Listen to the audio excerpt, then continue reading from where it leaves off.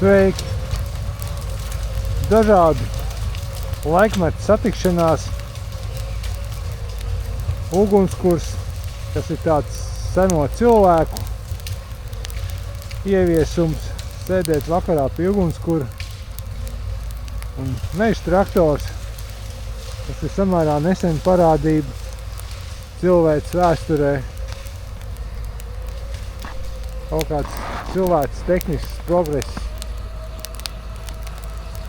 Un tāds nevēlas pārdoms pa mežu.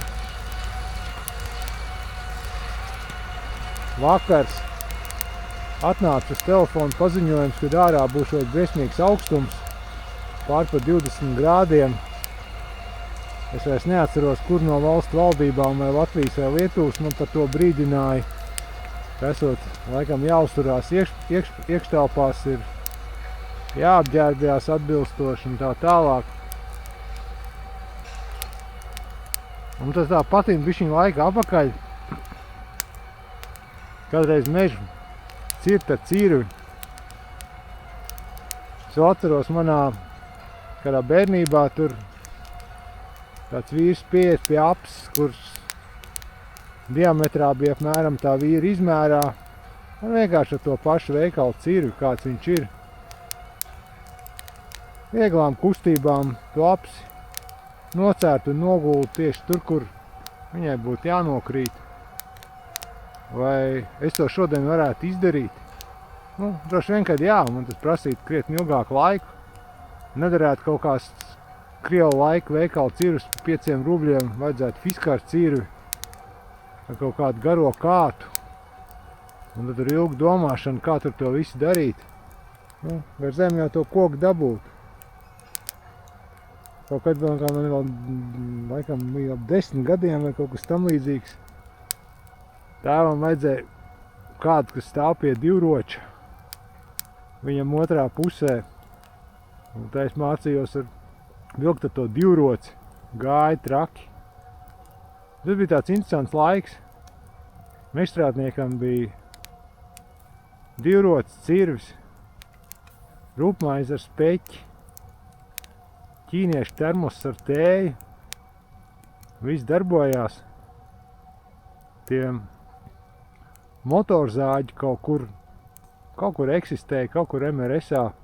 Es atceros, kā sīkais vēl kaut kādās 3 litru burkās uz mežu nesa benzīnu. Un tur bija tādi milzīgi smagi zāģi un tādi nopietni vīri, kas to visu pārvietoja, cilāja, zāģēja.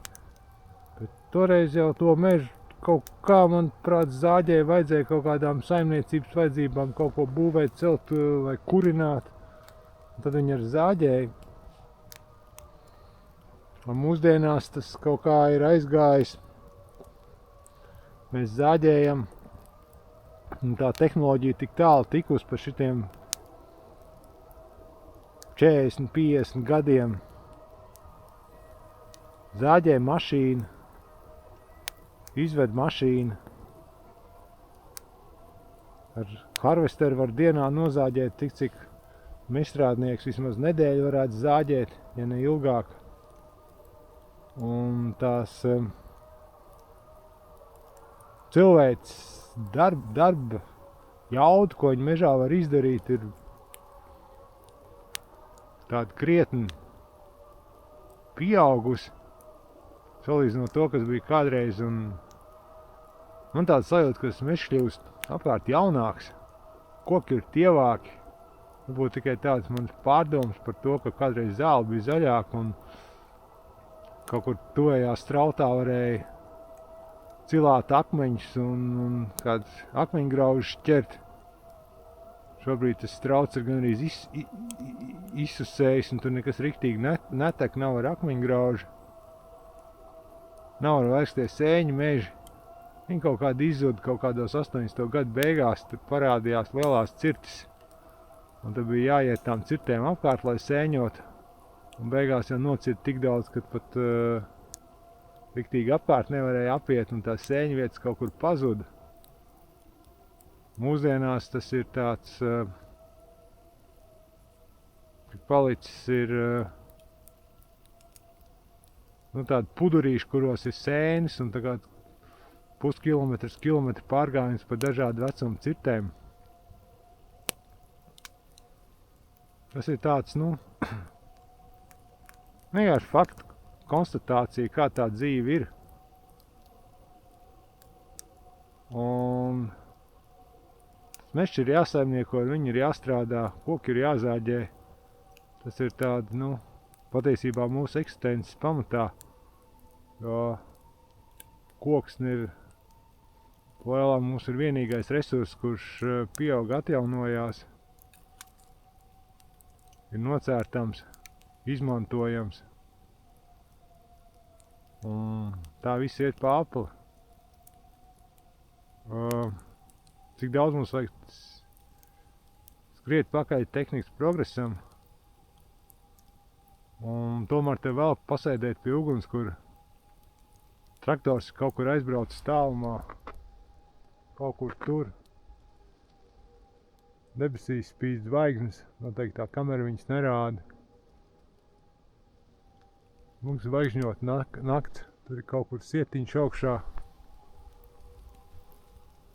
Un tā primitīvā cilvēka sajūta, tas ugunskurs, siltums pavārds, bet tā mēs esam izauguši.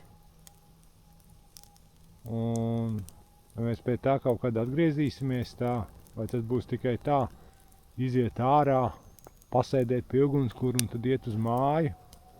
Varbūt var arī tā. Tehnikas progress. Un tā, tās tādas ugunskura pārdomas ziemas vakarā. Beidzot pēc kādiem 11 gadiem ir iestājusies tāda normāla ziema. Un kad izrādās, ka tie 20 grādi ir augsti. Bet, nu, kādreiz tās ziemas tādas bija viss sniegs sasals, un tas bija normāli. Te noteikti nevar redzēt, te ir viens finierklucis, ko mēs varam patiesībā būt laimīgi, ka mums Latvijā ir finieru rūpniecība. Kad laiks strādāja Zviedrijā, tur visi smukie bērži vienkārši gāja uz papīrmalku, jo finieri viņi neražo. Un to mēs esam priekšā Zviedriem un varam uzsist sev uz pleca, ka mums ir finieris. Varam būt laimīgi, ko mēs varam nedaudz noteikti bēdāties, ka mums nav papīra rūpniecības, kad viss tas papīrmalka brauc uz Zviedriju, uz Somiju, nauda paliek tur. Bet varbūt ar laiku mēs ar kaut ko izdarīsim, kamēr dzīvojam meža zemē. Tā ugunskurā ir kaut kas maģisks. Lēnām jau iet uz galu. Šim jāsakrata. Šim mēs sakrītās. Uzreiz ugunskurs atbild ar tādu zirgsteļu sietu. Tālumā joprojām skan traktors, ir ļoti mierīgi, skaidra nakts. Noteikti var dzirdēt par kaut kādiem kilometriem 5 vai pat vairāk. Un apkārt ir pilnīgi tums. Un tad mežā ir tikai 2 cilvēki, es un traktorists. Tuvā apkārtnē neviena vairs nav. Noteikti kamera neņem, bet tur ir Oriona zvaigznājs. Tās 3 Oriona zvaigznes. Kaut ko. Tāpat Eģiptes lielās piramīdas ir izvietotas. Vai mēs nākam no turienes, vai tie eģiptieši ir noskatījušies Orionu un uzbūvējuši piramīdas. Vai vispār eģiptieši ir to būvējuši. Droši vien, ka mēs to neuzzināsim. Tā varbūt arī nav izšķirošas nozīmes. Mēs dzīvojam uz krietni ziemeļiem no Eģiptes. Mums ir ugunskurs, mums ir koki. Mums ir 4 gadu laiki. Mums ir sniegs, saule, sniegs un zāle, sniegs un lapas. Visas kombinācijas. Par to varam priecāties un baudīt dzīvi. Tas ir tik skaisti.